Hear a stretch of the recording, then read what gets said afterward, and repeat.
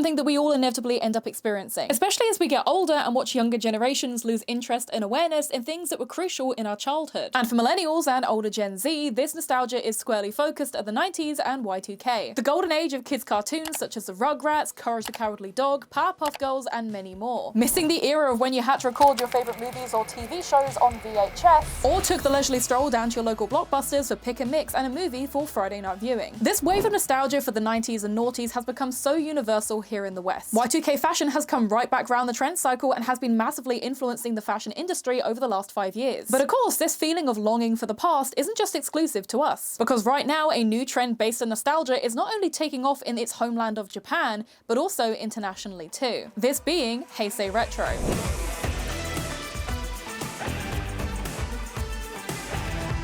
So Heisei Retro derives its name from the Heisei era in Japan, this being from the years 1989 to 2019. And of course, retro meaning a style, item, or aesthetic from the more recent past. For example, we usually consider the 60s to be retro, but the Victorian era to be historic. Retro kinda has a time limit onto how long it can be used before it's more of a historical item or aesthetic. Now, although the Heisei era only really ended around 6 years ago, the visuals and style are more commonly associated with the 90s and early 2000s aesthetics. Reason being is that the Heisei period was really significant when it came to niche subcultures and fashion aesthetics at the time. Now, although Harajuku fashion as a whole really started within the 80s, it was only in the 90s that it began to get more recognition and notoriety. And in the 90s, with the debut of Fruits magazine in 1997, only spreading that awareness further. And of course, this era, just like here in the West, also had a lot of popular cartoons and mascots that were pioneering the Kawaii culture that was emerging. Now, when it comes to defining the visual aesthetics and style of Heisei Retro, it can be pretty broad. Most people typically associate it with its more kawaii and retro tech aspects. But of course, Heisei Retro refers to a 30-year time period within Japan. So there is just a lot of stuff that falls within that time period that just happens to get less visibility or popularity. However, some of the things that you'll see within the aesthetic include camcorders and old digicams, as well as your classic flip phones, CD players, game consoles, and retro tech, all of which are again commonly blinged out in fun decorations. Cute keychains are extremely desirable, specifically those that have cute characters that were popular during the Heisei period. Some key examples include Willakuma, Toru and Noe from Dokodemo Isayo, Mamegoma, Monchichi, and Domo. In fact, trinkets as a general are really popular within Heisei Retro, with the early 2000s character charms that you'd get from those gashapon machines usually being the most sought after, as well as just having cute travel bags, cute stickers, specifically those that have either water or glitter within them, pencil cases, keychains, badges, and just general trinketry. And the general vibe for Heisei Retro can be best described as fresh,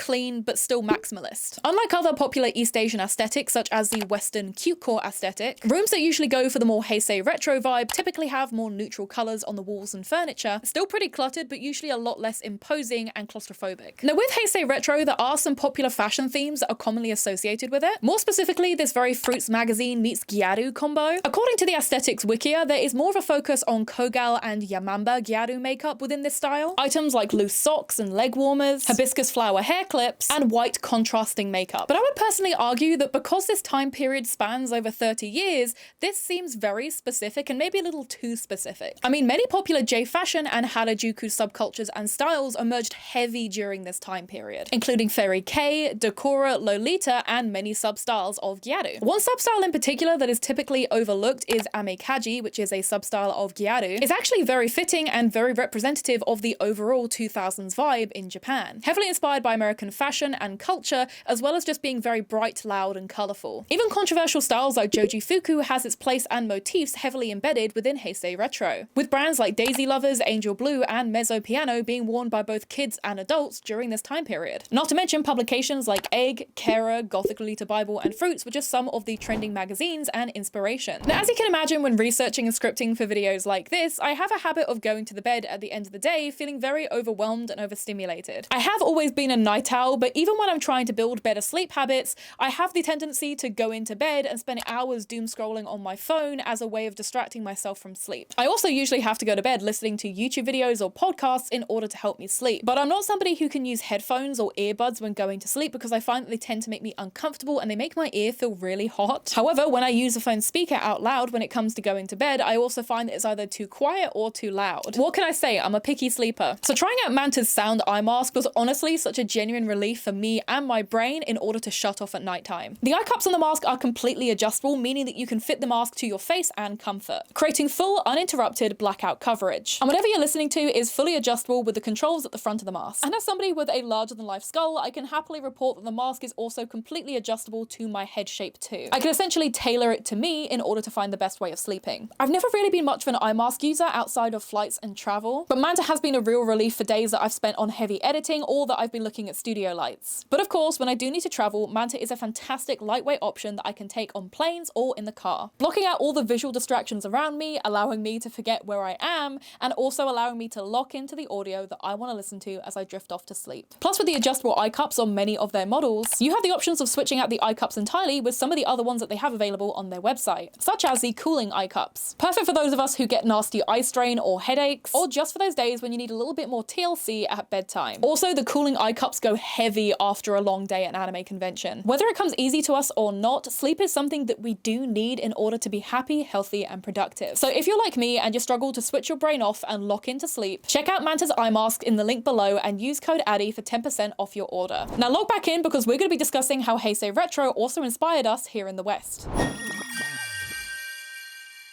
So we already know that the 90s and noughties has become a big point of nostalgia here in the West. But something that a lot of younger people, or those who didn't discover Japanese pop culture until later in life, may not realize is how much of an influence Heisei Retro fashion and media was also having on us. One more popular and very well-known example is American pop singer Gwen Stefani's Harajuku girl era. In 2004, she released the album Love Angel Music Baby, which featured her infamous Harajuku girl song. To give you a glimpse of the lyrics for those who have never heard it or didn't hear it at the time, here are some examples. Gwen was undeniably inspired and enamored with Harajuku fashion, and in 2005 she launched her fashion line Harajuku Lovers. Now the clothing in this line can be a little bit hit or miss, with some items being more akin to David and Goliath quality t-shirts, whilst other items such as bags, hoodies, and even shoes kinda ate. They were a lot more Harajuku-esque. The patches and badges also offered on the website were admittedly pretty cool too. Looking at the Sacred Oracle, aka the Wayback Machine for the original website, we can see glimpses of the Heisei Retro vibe, as well as the Frutiger Metro look of the product photography. And later, after launching this fashion line, Gwen would endeavor to also further expand the Harajuku Lovers universe. In 2008, launching the very popular Harajuku's Lovers line of perfume, each perfume having its own name and girl associated with the scent. And fun fact, I was actually given one of the original Harajuku's Lovers line of perfumes back when I was a kid by my auntie, more specifically the baby original perfume. I remember it smelling really, really strong, and I kind of struggled to wear it at that age just because I would get headaches from really strong scents. So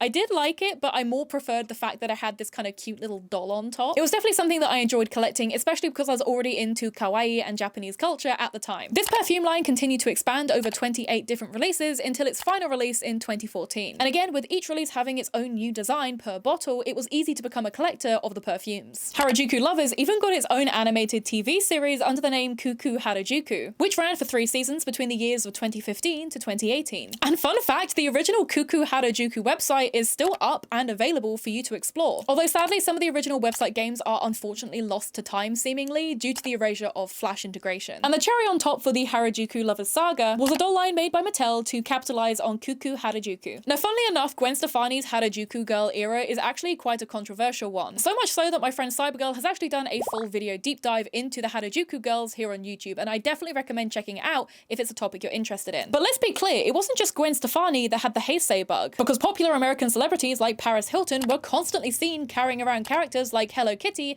in the form of diamante tops and accessories. And another fun fact that you may not have known, but Paris Hilton actually had an official collaboration with Hello Kitty as part of a limited release in Japan. She got this really sassy Valley Girl looking Hello Kitty plush, which is now incredibly hard and very expensive to buy. So anyone who owns this plush, watch your back because it is a rare one. But of course, social media was also another integral thread in our connection to Harajuku fashion and trends happening in Japan. When I was growing up on early YouTube, I remember seeing girls my age or older doing cabochon and squishy unboxings. The crunchy video quality and the oversaturated living room light were the hallmark of this niche. The presence of early J fashion and anime creators such as Venus Angelic, Dakota Rose, Jarishu, Deerstalker Pictures, and of course Princess Peachy were a style awakening for many Westerners who had otherwise had no exposure to J fashion or Kawaii culture. J media during the Heisei era undoubtedly left a massive impression and influence on Western media and trends, far, far beyond what I've covered here and could realistically cover in just one video of this length. It's why many millennials and older Gen Z have a lot of fondness and memories for this era.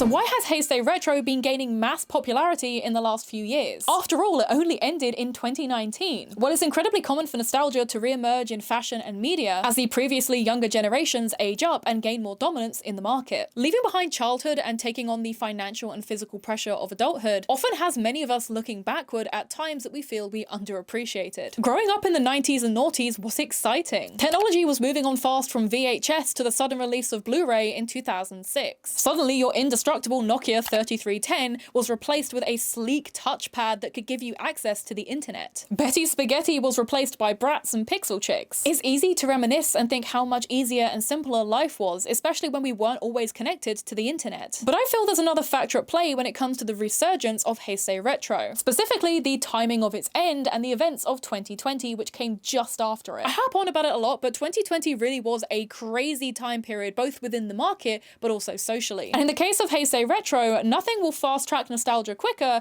than turmoil and isolation. Japan was hit especially hard during the events of 2020. According to the BBC, the rate of self-ended mortality rose by 15% in women. And comparing the month of October in 2019 to 2020, female self-ended mortality had risen by over 70%. It's why during this time period, subcultures like Jidai and the associated fashion of Jidai-kei started to emerge. A subculture and associated fashion style rooted within mental health issues and homelessness, more specifically in younger people and younger women. So it's not hard to see why many people on and offline would look backwards when it comes to clarity and comfort. And as for the West's growing obsession with Heisei Retro and Japanese pop culture, I think 2020 can be thanked for that too. Because as I've said before and explored in multiple other videos, 2020 kept school kids and taxpayers inside for months on end. The only way of connecting with each other and finding levity in an otherwise stressful situation was through social media apps like Instagram and TikTok, which allowed a load of new people to get into anime judgment-free, but also stumble across videos from already established J-fashion and pop culture creators from around the globe. The media that I grew up with and feverishly hunted for in many years of anime conventions as a kid was suddenly in vogue and very popular. Nothing makes you feel older than having a child online mansplain a character that you grew up with to you. And brands like Sanrio are noticing this trend, re-releasing popular and classic Build-A-Bears that have now gone up in value, such as Keroppi and Choco Cat, as well as new popular additions such as Tuxedo Sam and the newly released Mocha and Milk plush. The Tokimeki Heisei Kogal collection, which was released by Sanrio in 2022, features popular Sanrio characters sporting a very 2000s Kogal aesthetic. Diamante phone keychains, hibiscus hair clips, and nods to classic technology. If you step foot in Shibuya 109 right now and go up to stores like Spins, you'll see a lot of Y2K styles and silhouettes coming back onto the racks, with bags already being adorned with cute keychains from popular brands like Angel Blue and Sanrio. Chain store Don Quixote that you can find literally all over Japan even has sections dedicated to characters like Monchichi in their larger stores. But the unfortunate side effect of nostalgia is its cost. As soon as things become retro, the price usually spikes way up. And in the case of Heisei Retro, a lot of its popular kawaii characters, media, and pop culture has become insanely expensive. For example, the Gloomy Bear Sonico prize figurine, released in 2014 by Taito, was originally priced around the $20 to $50 mark. She's a really cute figurine and a really cool design to own, but as somebody who has cosplayed her multiple times,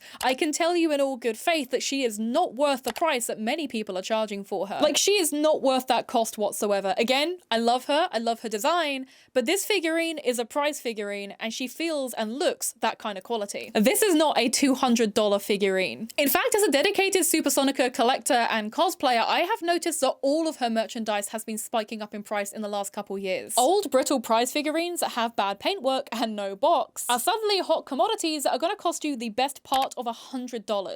Even sellers from within Japan who can easily get these figurines cheaply from their local bookoffs have taken advantage of the surge of interest. Also charging crazy prices for cheap figurines because they know Westerners who don't know any better will happily pay it to join in. Again, as somebody who owns and collects a lot of Supersonico, I'm begging you to not overspend on these figurines. She is not worth any more than 25 quid. God forbid you like any lesser known Sanrio characters such as the Sugar Bunnies, because they're essentially blood diamonds on the aftermarket. One 15cm plush of a Sugar Bunny could ring you up around $600. This Blueberry Usa Bunny is one that I actually used to own. And for depressing comparison, I sold mine for £10.50 on Depop about 5 years ago. But on eBay at the time of filming this video, people are selling the exact same plush, in fact, the less desirable version of my plush, for well over $400, if not $600. I will never financially recover from this. Mamagoma, another character that I grew up with and was always very fond of, is now sadly starting to go the same way as sugar bunnies, with much of these characters becoming increasingly harder to find and more expensive to buy. With only a few good listings available on places like Mercari JP, and we're not even going to talk about the cost of some of the items over on eBay because oh my god. With so many people reminiscing about their childhoods and others just discovering a whole new world of Japanese pop culture, Heisei Retro is definitely becoming one of the fastest growing niche trends as well as one of the most expensive. Reinvented and resold under social media labels such as Cutecore or Juminocore, old school fans are either sitting on gold mines or are shelling out insane amounts of cash for a glimpse at their past. But let me know down below, what do you think of the Heisei Retro trend? Are you somebody like me who did grow up with a lot of Japanese media and pop culture, or are you somebody who discovered it more recently and are trying to catch up? Also, let me know, how do you feel about the pricing of some of these items? Are you willing to pay $600 for a Sugar Bunnies plush? Would you pay over £100 for a pencil case? Let me know down below because I'm genuinely curious about this market and how people are feeling when it comes to either buying things that they remember growing up with or trying to catch up. Honestly, I'm still really bummed out about the fact that I sold that Sugar Bunnies plush, not only super cheaply, but that I sold it at all. I think I must have been really broke. So yeah, definitely sad that I sold that, but I'm also really thankful for the fact that I did grow up knowing about a lot of these characters, a lot of this pop culture stuff. So I do have a lot of items from my childhood which are now pretty difficult to get hold of. I was really lucky that my parents are pretty supportive of my love of Japanese media and pop culture, and my mum especially was somebody who would help me hunt for a lot of the items I really wanted. Like growing up with Remont and Squishy and Decoden YouTube was a whole thing for me, and thankfully my parents were very supportive. My dad helped me get like silicone from the local B&Q like DIY store, and he had like one of those like silicone pump squeezer things. Like we used actual silicone without any respirators or gloves, which is probably not safe, don't do that, but that's how it was back in the day. We'd buy industrial grade silicone and I would make phone cases. Doing Decoden now is so much easier and so much safer than it used to be. When I was growing up, it really was just buying silicone from the local hardware store and going nuts on your DS and on phone cases. It was a whole thing. And once again, I want to thank my sponsor for today's video, Manta Sleep. As a full-time content creator, it's honestly such a relief to get video sponsors, especially ones that are willing to support more niche topics and video essays. So again, a big thank you to Manta Sleep for supporting my channel and supporting niche pop culture interests. Now, as always, if you want to keep up with what I do on a daily basis, I have Instagram and TikTok. But of course, if you enjoy my YouTube videos, all you gotta do is click the subscribe button and the bell icon next to it to never miss an upload. Thank you once again for all the love on my previous video and all the videos that have come before it. Your support means the world, and the easiest way of supporting me and my channel is just commenting down below and engaging with the video. Now, as always, it's time to end the video with an outfit check, and I'm actually really excited about today's one, so let's get started. Okay, it's time for the outfit check, and I'm pretty stoked to say that most of this outfit is thrifted from Vinted, so let's go through it. So on top of my head, we have the AC/DC rag headdress, which you've seen before, but is a classic, it's a popular one, and it's very comfy as well, and it just clips into your hair. My choker is by Vivienne Westwood, and this one right here is by Angel Type. Now the top, which is kind of like this mix between like a wool jumper, but also this kind of mesh lacy number, like it's kind of a half and half. It's very slimming, it's very flattering, but I got this from Vinted and I think it was like £10, super cheap. And then this cardigan, which is really cute and was brand new with tags, was only £5. And then the skirt here is also another Vinted find, but this one is actually by the brand Dear My Love, and I think it's still available, and I got this for like 15 quid. But yeah, this was basically a test run to see if this outfit looks good in Japan, so I guess tell me as well, do you like this outfit? Is this outfit good? Should I bring it with me? Because I think it looks really cute. Thank you once again for watching my video, and I'll see you next time. Bye!